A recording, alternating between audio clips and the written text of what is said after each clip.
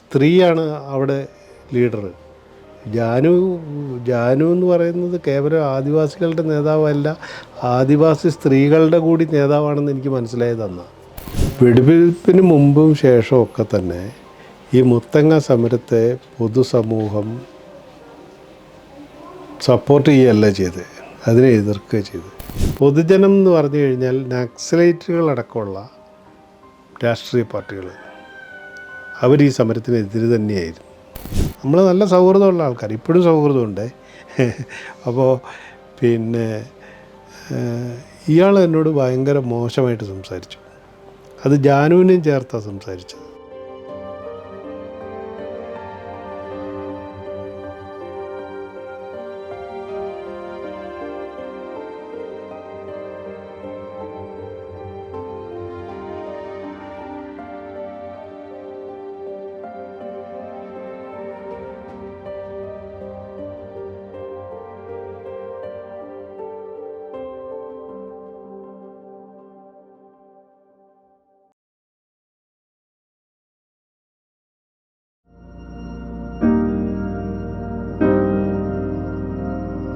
ഞാൻ ഈ സമരം 2003 ജനുവരി ആദ്യം സമരം തുടങ്ങുന്നുണ്ട്. അപ്പോൾ സമരം തുടങ്ങുമ്പോഴൊന്നും ഞാൻ അങ്ങോട്ട് പോയിട്ടില്ല. അപ്പോൾ ആളുകളൊക്കെ പോയി, പലരും പോയി, നല്ല സമരമാണ്, ആൾക്കാരിങ്ങനെ ഇഷ്ടംപോലെ ആളുകളുണ്ട് എന്നൊക്കെ പറഞ്ഞു. അപ്പോൾ അതിനെപ്പറ്റി ഇങ്ങനെ കേട്ടറിവേ ഉള്ളൂ.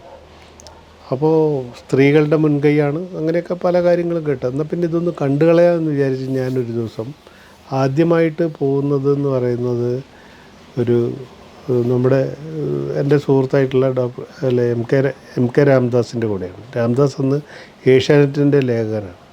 അപ്പോൾ രാംദാസ് ഷൂട്ട് ചെയ്യാൻ വേണ്ടി പോകുമ്പോൾ കൂടെ ഞാനും പോയി. ഞാനവിടെ ചെന്ന് ഇങ്ങനെ കണ്ടു. അപ്പോൾ ഭയങ്കര അതിശക്തമായ പ്രചരണമായിരുന്നു ഈ സമരത്തിനെതിരായിട്ട്. അതിന് നേതൃത്വം കൊടുത്ത പ്രകൃതി സംരക്ഷണ സമിതിയാണ്.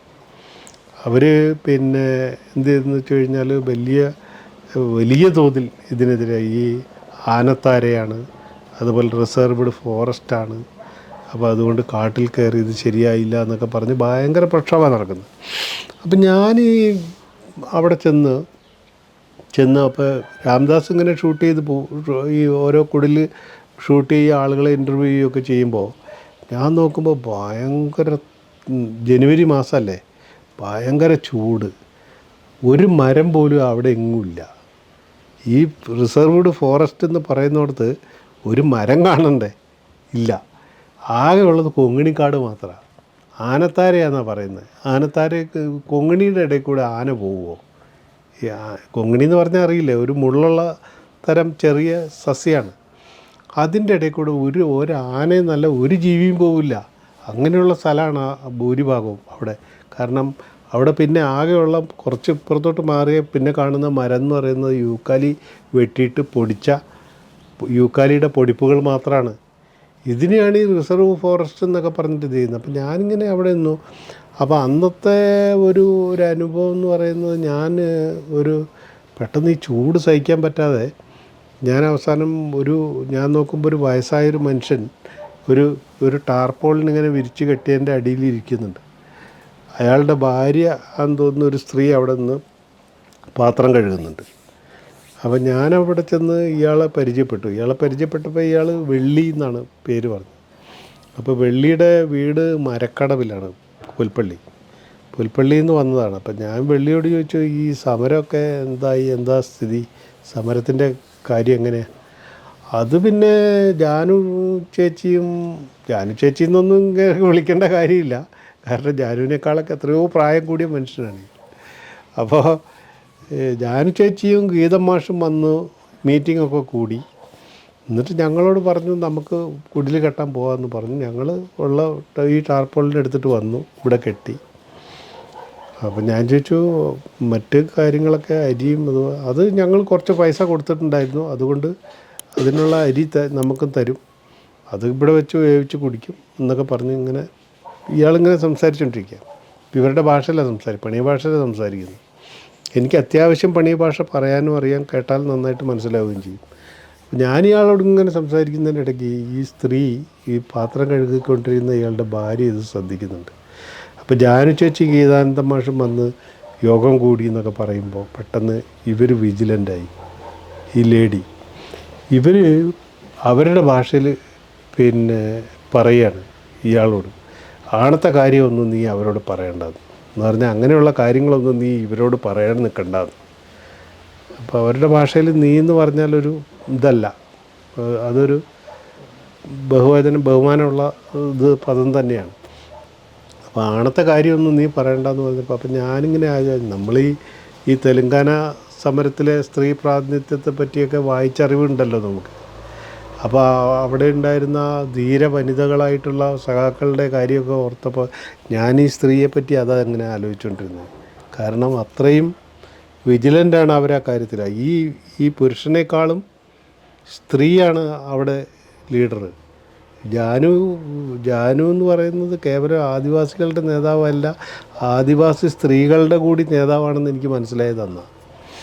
അപ്പോൾ അത് കഴിഞ്ഞിട്ട് ഞാൻ നേരെ പോകുന്നത് പിന്നെ ഗീതനൊക്കെ ഉള്ള സ്ഥലത്തേക്കാണ്. അപ്പോൾ ഗീതാനന്ദൻ അവിടെ ഉണ്ടെന്ന് പറഞ്ഞിട്ട് നമ്മൾ പോയി. അപ്പോൾ ഗീതനെ കണ്ടു, സംസാരിച്ചു, വർത്തമാനമൊക്കെ പറഞ്ഞു, സമരത്തിൻ്റെ കാര്യങ്ങളൊക്കെ പറഞ്ഞു. ഞാൻ അതിനിടയ്ക്ക് ഈ ഗീതാനന്ദനോട് ചോദിക്കുന്നുണ്ട്, ഇപ്പോൾ കണ്ടമാനം കുട്ടികൾ അവിടെ ഉണ്ട്, അവരവിടെ ഇത് ഞാൻ ആദ്യം പോയ സ്ഥലമല്ല, ഇപ്പുറത്തെ നമ്മുടെ പൊൻകുഴിയോട് ചേർന്നുള്ള ആ ഭാഗത്താണ്. അവിടെ ഇവർ കുറച്ച് ഷെഡുകളൊക്കെ ഉണ്ടാക്കിയിട്ടുണ്ട്. അവിടെ കുട്ടികൾ ഇഷ്ടംപോലെ കുറേ കുട്ടികളത്. അപ്പം ഞാൻ ഗീതനോട് ചോദിച്ചു, അല്ല ഈ കുട്ടികളൊക്കെ ഇങ്ങനെ വന്നിട്ട് ഇവർ സ്കൂളിൽ പോകുന്നവരല്ലേ? ആ സ്കൂളിൽ പോകുന്നവരാണ്. ഇപ്പം എന്താ ചെയ്യാൻ മാറ്റം, സമരം എന്തെങ്കിലും ആവാതെ നമുക്കിനിയിപ്പോൾ ഒന്നും ചെയ്യാൻ പറ്റില്ല എന്ന് പറഞ്ഞു. അപ്പം ഞാൻ പറഞ്ഞു, ഇവരിൽ 10ാം ക്ലാസ്സുകാർ വല്ലവരും ഉണ്ടെങ്കിലോ, അത് വലിയ വിഷയമല്ലേ? ആ അത് വലിയ വിഷയം തന്നെയാണ്, അതിനിപ്പോൾ എന്താ ചെയ്യേണ്ടതെന്ന് എനിക്കറിയില്ല എന്ന് പറഞ്ഞു ഗീതൻ. ഞാൻ പറഞ്ഞു, ഞാനൊരു കാര്യം ചെയ്യാം, ഞാൻ DD ഓഫീസുമായിട്ട് ബന്ധപ്പെടാം. ഇങ്ങനെ സമരഭൂമിയിൽ കുറേ കുട്ടികളുണ്ട്, അപ്പോൾ അവർക്ക് SLCക്ക് പരീക്ഷ എഴുതാനുള്ള സംവിധാനം എന്തെങ്കിലും ആക്കി കൊടുക്കാൻ പറ്റുമെന്ന് ഞാനൊന്ന് അന്വേഷിച്ചിട്ട് വേണമെങ്കിൽ വിവരം പറയാമെന്ന് പറഞ്ഞു. അത് മാഷ് ചെയ്താൽ നല്ല കാര്യമായിരുന്നു. അങ്ങനെയാണെങ്കിൽ മാഷെ കോണ്ടാക്ട് ചെയ്യാനുള്ള ഒരു നമ്പർ തരാൻ പറഞ്ഞു എന്നോട്. അപ്പം ഞാൻ നോക്കുമ്പോൾ എനിക്കന്ന് ലാൻഡ് ഫോണും ഇല്ല, അപ്പോൾ ആകെ ഉള്ളത് ഡയറ്റിലെ ലാൻഡ് ഫോണാണ്. അപ്പോൾ ഞാൻ അതിൻ്റെ നമ്പർ കൊടുക്കാൻ നോക്കുമ്പോൾ മൂപ്പരുടെ അടുത്തൊരു ഡയറി ഉണ്ട്, പക്ഷെ പേനയില്ല. അപ്പോൾ എൻ്റെ പോക്കറ്റിൽ ഉള്ളത് ഒരു പച്ചമഷി പേനയാണ്. അത് സാധാരണ അറ്റസ്റ്റ് ചെയ്യാൻ വേണ്ടി ഞാൻ അറ്റസ്റ്റേഷന് അധികാരമുള്ള ഓഫീസറാണല്ലോ, അപ്പോൾ അതുകൊണ്ട് ഞാൻ ഈ പച്ചമഷി പേന എപ്പോഴും പോക്കറ്റിലിട്ടുകൊണ്ട് എടുക്കാറ്. അപ്പോൾ അത് ഞാൻ എടുത്ത് ഇയാൾക്ക് കൊടുത്തു. ഇയാളതിൽ ഈ ഡയറ്റിൻ്റെ മറ്റേ ലാൻഡ് ഫോണിൻ്റെ നമ്പറും എഴുതി എൻ്റെ പേരും എഴുതി വെച്ചു. പിന്നെ അത് കഴിഞ്ഞിട്ട് ഞാൻ ഒരു തവണ കൂടെ പോകുന്നത് നമ്മുടെ വിനോദ് ജോസിൻ്റെ കൂടെയാണ്. വിനോദ് ജോസും അന്ന് 2 പാശ്ചാത്യ ജേർണലിസ്റ്റുകളും വന്നായിരുന്നു. അവരുടെ പേരൊക്കെ ഞാനിപ്പോൾ മറന്നുപോയി. അപ്പോൾ ഇവർ 3 ആളും കൂടെ വന്നത് ജാനുവിനെ ഇൻ്റർവ്യൂ ചെയ്യാനാണ്, പസഫിക് റേഡിയോയ്ക്ക് വേണ്ടിയിട്ട്. അപ്പം ഞാനും നമ്മുടെ പിന്നെ മുത്തങ്ങയിലുള്ള ഫാദർ ജെയിംസ് ഉണ്ട്, ഫാദർ ജെയിംസ് ചക്കാനക്കൽ എന്ന് പറഞ്ഞ ആദിവാസി പ്രവർത്തനം നടത്തുന്ന ഒരു ഫാദറുണ്ട്. ഞാനും ഫാദറും കൂടിയാണ് വിനോദ് ജോസിൻ്റെ കൂടെ പോകുന്നത്. പക്ഷെ ഞങ്ങൾ ആ ചെക്ക് പോസ്റ്റ്, ഇവരുണ്ടാക്കിയ ഒരു ചെക്ക് പോസ്റ്റൊക്കെ ഉണ്ടായിരുന്നു, അതിൻ്റെ അവിടെ എത്തിയപ്പോൾ ഞാനും ഫാദറും അവിടെ നിന്നു. ഇവർ 3 ആളും കൂടെ പിന്നെ അവർ വന്ന വണ്ടിയിൽ നേരെ അതിൻ്റെ ഉള്ളിലേക്ക് പോയി. എന്നിട്ട് ജാനുവിനെ ഇൻ്റർവ്യൂ ചെയ്തിട്ട് തിരിച്ചു വരുന്നവരെ ഞങ്ങളവിടെ കുറേ ആൾക്കാരുണ്ട്, അവരോട് സംസാരിച്ച് ഞാനും ജെയിംസ് അച്ഛനും അവിടെ നിൽക്കുകയോ ചെയ്തിട്ടുള്ളൂ. കൂടുതൽ സംസാരിക്കാനൊന്നും നിന്നിട്ടില്ല. അങ്ങനെയാണ് 2ാം പ്രാവശ്യം പോകുന്നത്. ഇങ്ങനെ 2 തവണ മാത്രമേ ഞാൻ ഈ മുത്തങ്ങ സമരഭൂമിയിൽ പോയിട്ടുള്ളൂ.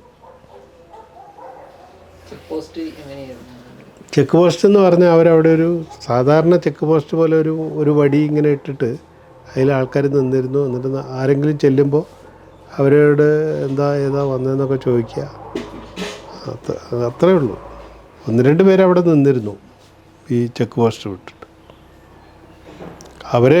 ആ ചെക്ക് പോസ്റ്റ് കടന്നിട്ടേ നമുക്ക് സമരഭൂമി പ്രവേശിക്കാൻ പറ്റൂ.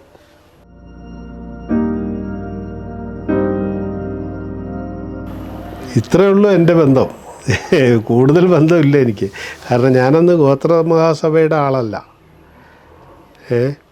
പിന്നെ ഞങ്ങളാകെ ചെയ്ത ഒരേ ഒരു പരിപാടി എന്ന് പറയുന്നത് അന്നൊരു ഒരു ഒരു പ്രസ്താവന കൊടുത്തു. കുറേ ആളുകളെ കൊണ്ട്, അത് ഞാനാണ് അധികം ആൾക്കാരെ വിളിച്ച് സംസാരിച്ച് പിന്നെ അവരുടെയൊക്കെ ഒപ്പിട്ടിട്ട് ഒരു പത്രപ്രസ്താവന കൊടുത്തു. ഈ സമരം ഏറ്റവും ആവശ്യമായിട്ടുള്ള ഒരു സമരമാണ്. ഇതിൽ പങ്കെടുക്കുന്നത് ആദിവാസികളായിട്ടുള്ള സ്ത്രീകളും ഒക്കെയാണ്. അപ്പോൾ അതുകൊണ്ട് എത്രയും പെട്ടെന്ന് അടിയന്തരമായി ഗവൺമെൻറ് ഇതിൽ ഇടപെടുകയും അങ്ങനെ ഈ പ്രശ്നം പരിഹരിക്കുകയും ചെയ്യണം, സമരം ഒത്തുതീർപ്പാക്കണം എന്ന് പറഞ്ഞിട്ട് അതിൽ കുറേ പേരുടെ ഒപ്പിട്ട ഒരു ഇത് കൊടുക്കുന്നത്. ഇത് മാത്രമാണ് ഞാൻ സമരത്തിന് വേണ്ടി ചെയ്ത ഒരേ ഒരു പ്രവർത്തനം. ബാക്കി പിന്നെ നമ്മൾ ഇതിനെ മനസ്സുകൊണ്ട് സപ്പോർട്ട് ചെയ്തു എന്നല്ലാതെ എനിക്ക് ഗോത്രസഭയായിട്ടോ അല്ലെങ്കിൽ മറ്റു രീതിയിലുള്ള ബന്ധങ്ങളോ ആ കാര്യത്തിലില്ല. അതിന് പ്രധാനമായിട്ടും ഉണ്ടായ പ്രശ്നം എന്താണെന്ന് വെച്ച് കഴിഞ്ഞാൽ, പ്രധാനമായിട്ടും ഉണ്ടായത് ഞാൻ സർക്കാർ സർവീസിൽ ഗസറ്റഡ് റാങ്കിലുള്ള ഒരു ഉദ്യോഗസ്ഥനാണ്. അപ്പോൾ എന്നെ സംബന്ധിച്ചിടത്തോളം ഇത് ആണെങ്കിൽ ശരിക്കും ഗവൺമെൻറ്റിനെതിരായിട്ടുള്ള സമരമാണ്. അപ്പോൾ ഗവൺമെൻറ്റിനെതിരായ സമരത്തിൽ ഏതെങ്കിലും രീതിയിൽ പ്രകടമായിട്ട് നിൽക്കുക എന്ന് പറഞ്ഞാൽ അതെൻ്റെ സർവീസിനെ ബാധിക്കുന്ന വിഷയമാണ്. അപ്പോൾ അതുകൊണ്ട് ഞാനതിൽ ആ രീതിയിലുള്ള ഒന്നിലും പങ്കെടുത്തിട്ടില്ല. പിന്നെ നമ്മളൊരു സമര സഹായ സമിതിയൊക്കെ ഉണ്ടാക്കാൻ വിചാരിച്ചിരുന്നു. അപ്പോൾ അതിൻ്റെ കാര്യങ്ങൾ നമ്മൾ സുഹൃത്തുക്കൾ തമ്മിൽ സംസാരിക്കുകയൊക്കെ ചെയ്തിരുന്നു. അപ്പോഴത്തേക്കും സമരം അടിച്ചമർത്തപ്പെട്ടല്ലോ. അതുകൊണ്ട് അത് ഉണ്ടാക്കേണ്ടി വന്നിട്ടില്ല.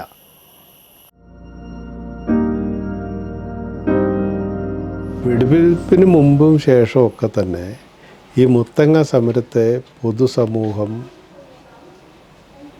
സപ്പോർട്ട് ചെയ്യുകയല്ല ചെയ്ത്, അതിനെ എതിർക്കുക ചെയ്ത്.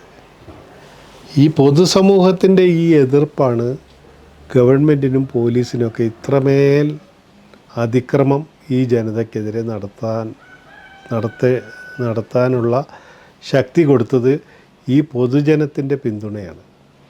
പൊതുജനം എന്ന് പറഞ്ഞു കഴിഞ്ഞാൽ നക്സലൈറ്റുകളടക്കമുള്ള രാഷ്ട്രീയ പാർട്ടികൾ, അവർ ഈ സമരത്തിനെതിരെ തന്നെയായിരുന്നു.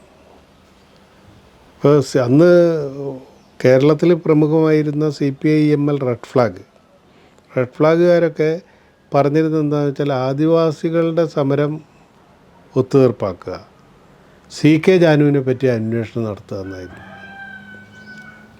അത് വല്ലാത്തൊരു മുദ്രാവാക്യമായിട്ട് എനിക്ക് ഇപ്പോഴും തോന്നുന്നത്. കാരണം CK ജാനുവാണ് ഈ സമരത്തിന് നേതൃത്വം കൊടുക്കുന്ന ആൾ.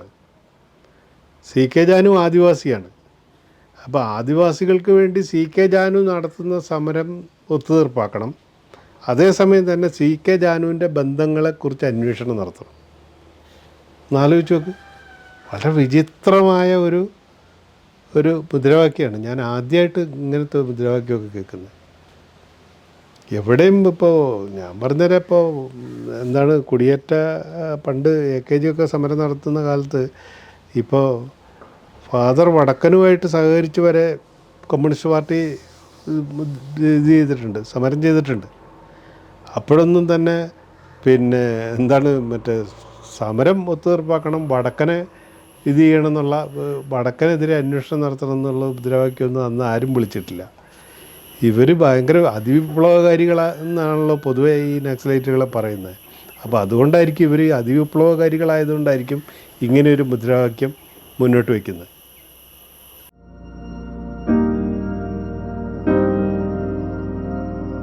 എനിക്ക് അങ്ങനെയൊന്നും പറയാൻ പറ്റില്ല. പക്ഷെ എന്നാലും പിന്നെ അതിൽ ബാദുഷയായിട്ടൊക്കെ ചില തർക്കങ്ങൾ ഞാൻ നടത്തുന്നുണ്ട്. അതെന്താണെന്ന് വെച്ച് കഴിഞ്ഞാൽ അതൊരു പ്രത്യേക ഇൻസിഡൻ്റാണ്. കാരണം അന്ന് ഈ തോരിമല അബ്ബാസ് എന്ന് പറഞ്ഞിട്ട് CPMൻ്റെ പ്രവർത്തകനായിരുന്ന ഒരു നാടകകൃത്തൊക്കെ ആയിരുന്ന ഒരാളുണ്ടായിരുന്നു. ആ തോരിമല അബ്ബാസ് മരിച്ചുപോയി. അദ്ദേഹത്തിൻ്റെ സ്മരണയ്ക്കായിട്ട് അന്നൊരു നാടക മത്സരം നടത്തിയിരുന്നു, നാടകരചനാ മത്സരം. അപ്പോൾ ആ നാടകരചനാ മത്സരത്തിന് ഒരു ജഡ്ജായിട്ട് ഞാനും ഉണ്ടായിരുന്നു. അപ്പം നല്ല നാടകം സെലക്ട് ചെയ്ത ആളെന്നുള്ള നിലയ്ക്ക് അതിൽ സംസാരിക്കാൻ വേണ്ടി എന്നെ വിളിച്ചിട്ടുണ്ടായിരുന്നു. ചുല്ലോട് വെച്ചാണ് ആ പ്രോഗ്രാം നടന്നത്.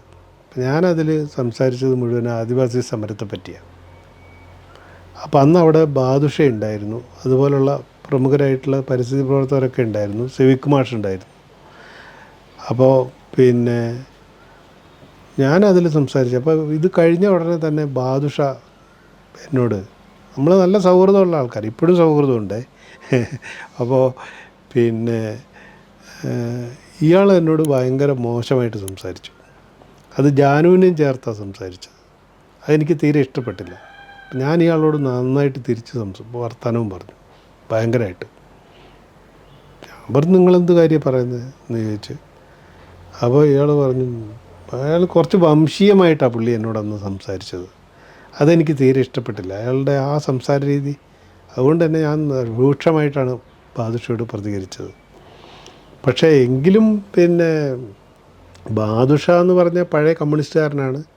പിന്നീട് അയാൾ കോൺഗ്രസ്സായി, പിന്നെ അയാൾ പരിസ്ഥിതി പ്രവർത്തകനായി. പക്ഷേ ബാദുഷയൊന്നും അങ്ങനെ എനിക്കെതിരായിട്ട് എന്തെങ്കിലും ചെയ്തു ഞാൻ വിശ്വസിക്കുന്നില്ല. ഇപ്പം ഞാൻ ബാദുഷയോട് സംസാരിക്കാറും ഒക്കെ ഉണ്ട്.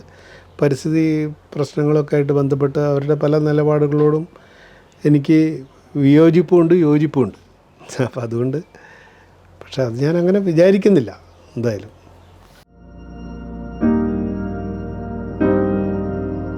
അതാണ് ഇതിലെ ഏറ്റവും വലിയ അപകടം എന്ന് പറഞ്ഞാൽ. സുഗതകുമാരി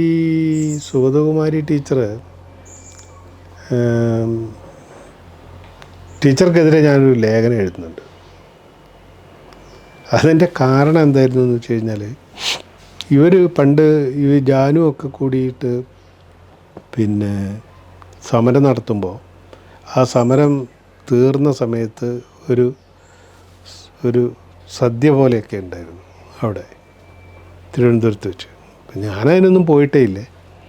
പിന്നെ ഞാൻ ആ കൊടികാട്ടൽ സമരത്തിനിടയ്ക്ക് ഒരിക്കൽ പോലും തിരുവനന്തപുരത്ത് പോകുന്നില്ല. അപ്പോൾ അതുകൊണ്ട് എനിക്കറിയില്ല അതിനെപ്പറ്റി. പക്ഷേ എനിക്ക് കേട്ടറിവേ ഉള്ളൂ. അപ്പോൾ അതിൽ ഈ സുഗതകുമാരി ടീച്ചറും സക്കറിയൊക്കെ അന്ന് പങ്കെടുത്തിരുന്നു. അപ്പോൾ അത് കഴിഞ്ഞിട്ട് ഈ സമരം അടിച്ചമർത്തപ്പെട്ടപ്പോൾ സുഗതകുമാരി ടീച്ചർ ഒരു പ്രസ്താവന കൊടുത്തത് എന്താണെന്ന് വെച്ച് കഴിഞ്ഞാൽ, ആദിവാസികൾ ഗാന്ധിയിൽ നിന്നാണ് പഠിക്കേണ്ടത്, മാവോയിൽ നിന്നല്ല പഠിക്കേണ്ടതെന്നൊക്കെ പറഞ്ഞു. അത് ഫലത്തിൽ നേരത്തെ നമ്മൾ ഈ റെഡ് ഫ്ലാഗുകാരുടെ കാര്യം പറഞ്ഞ പോലെ അത് ശരിക്കും ആദിവാസികൾക്കെതിരായിട്ട് വരുന്നൊരു സാധനം. അതുകൊണ്ടാണ് ഞാൻ സുഗതകുമാരി ടീച്ചർക്കെതിരായിട്ട് ലേഖനം എഴുതുന്നത്. അത് മാത്രമല്ല, ഈ പ്രകൃതി സംരക്ഷണ സമിതിയാണ് ഇവരെ കൊണ്ടൊക്കെ സമരത്തിനെതിരായിട്ടൊരു പ്രസ്താവന ഇറക്കിച്ചു. അതുകൊണ്ടുകൂടിയാണ് സത്യത്തിൽ ഞാൻ എൻ്റെ നേതൃത്വത്തിൽ അന്ന് വേറൊരു പ്രസ്താവന ഇറക്കേണ്ടി വന്നത്. കാരണം ഇവർ അതിൽ ആരൊക്കെയാണെന്ന് വെച്ച് കഴിഞ്ഞാൽ RVG മേനോൻ, OV വിജയൻ, സുഗതകുമാരി തുടങ്ങിയിട്ടുള്ള എല്ലാവരെയും കൊണ്ട് ഇത് കൊടും കാടാണ്, ആനത്താരയാണ്, അവിടെ ഒരിക്കലും സമരം ചെയ്യാൻ പാടില്ല, അവിടുന്ന് പോകണം എന്ന് പറഞ്ഞിട്ടാണ് ഇവർ ഇത് ചെയ്യുന്നത്. അത് കഴിഞ്ഞ് 2 ദിവസം കഴിഞ്ഞപ്പോൾ OV വിജയൻ മാത്രം ആ പ്രസ്താവനയെ പിൻവലിച്ചു. അദ്ദേഹം പറഞ്ഞു, ഞാൻ ആദിവാസി സമരത്തിനെതിരായിട്ട് ഞാൻ പറഞ്ഞത് ശരിയായില്ല, അതുകൊണ്ട് ഞാൻ ആ പ്രസ്താവന പിൻവലിക്കുന്നു എന്ന് OV വിജയൻ മാത്രമാണ് പറഞ്ഞത്. ബാക്കി എല്ലാവരും ഈ ആദിവാസി സമരത്തിനെതിരായി ഇറക്കിയ പ്രസ്താവനയിൽ ഉറച്ചു നിൽക്കുകയാണ് ചെയ്തത്.